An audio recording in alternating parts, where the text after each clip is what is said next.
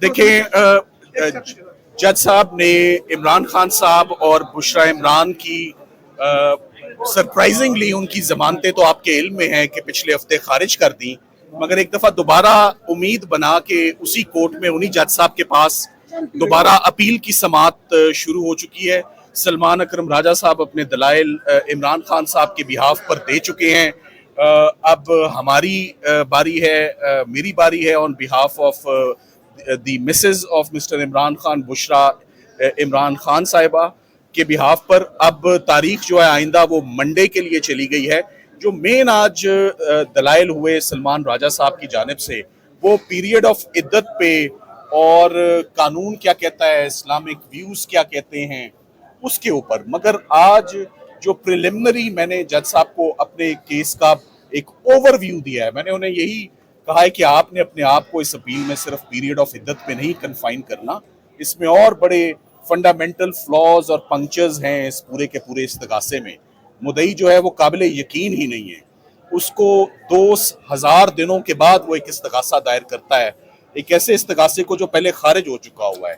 और जो गवाहों की भी सपोर्ट उसमें लेते हैं वो भी ऐसे गवाह हैं जो पॉलिटिकल राइवल्स हैं। ओन चौधरी साहब, अब आपको जैसे कि मालूम है कि वो एक दूसरी सियासी जमात में उन्होंने इलेक्शन कंटेस्ट भी किया और वो समहाउ वो जीत भी गए वो इलेक्शन। तो बात यह है कि अगेन इद्दत और निकाह case is an of shoot, is politically motivated. और आज दिन तक जो इमरान खान साहब की लीगल टीम का अचीवमेंट है, मैं आपको वो जरूर बताना चाहूंगा। वो हमें इन अदालतों से वो रिकग्निशन मिले या ना मिले, मगर कल यूनाइटेड नेशंस से जरूर मिला जब यूनाइटेड नेशंस ने अपनी एक सर्वे करवाई ह्यूमन राइट्स की वायलेशन पे, और उनकी फाइंडिंग्स थी कि इमरान खान साहब के ऊपर जो केसेस हैं वो विदाउट लीगल बेसिस और तमाम के तमाम केसेस पॉलिटिकली मोटिवेटेड हैं। 2 cases I am sure watch dogs of the United Nations ने साइफर बैठ के पूरा सुना है, तोशा खाना बैठ के पूरा सुना है।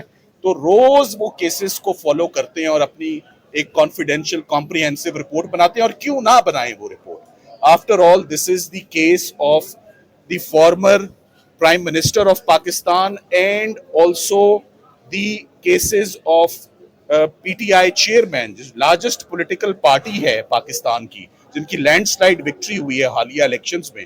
तो ये बिल्कुल दुरुस्त यूनाइटेड नेशंस की बड़ा क्वाइटली और बड़ा स्मूथली, हमें तो इल्म ही नहीं है कि वो कब आके साइलेंट स्पेक्टेटर्स आके इन तमाम इस तमाशे को देख के उन्होंने अपनी रिपोर्ट कंपाइल की और कल उन्होंने रिलीज की इस रिपोर्ट। अच्छा, ये बता दीजिएगा कि बताइएगा आज काली बिल्ली का भी आपने तस्करा किया, वो किस कंटेक्स्ट में था? देखें, वो आज काली बिल्ली का तस्करा तो इस तरह था कि इमरान खान साहब के केस में एक दफा हम जज साहब की कोर्ट में आए तो ऐन अदालत में जाने से पहले काली बिल्ली रास्ता काट गई।